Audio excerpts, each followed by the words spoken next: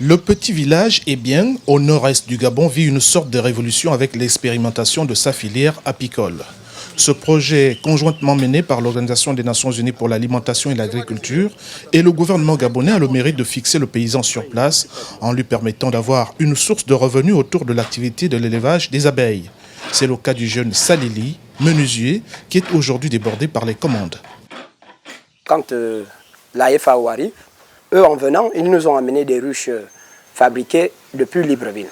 Au cas où le projet s'arrêtait un jour, s'il fallait acheter, ça devrait nous faire plus de dépenses. C'est de là que je dis, bon, avec mon métier, il concerne quand même le bois.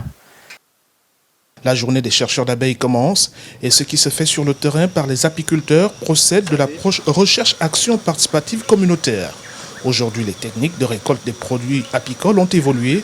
Ce sont les ruches à barrettes supérieures, dites Kenya Trobar, qui sont les plus populaires. 12 barrettes. Avec l'apiculture, nous pouvons faire beaucoup de choses que nous ne connaissions pas d'ailleurs auparavant.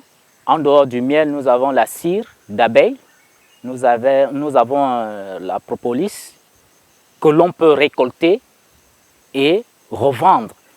Mais tout ceci est bien le fruit d'une formation en amont.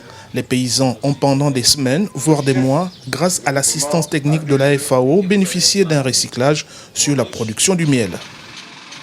Je vois encore une assistance qui est nécessaire, une assistance technique pour ne pas perdre le germe qui est en train d'augmenter. Je vois qu'il doit y avoir une politique sectorielle, mais aussi des recherches. Le recours à des techniques plus modernes de production de miel permet souvent d'accéder à des marchés lucratifs et ce sera sans doute le prochain défi de la FAO et du gouvernement une fois ce projet apicole bien développé dans cette région du Gabon.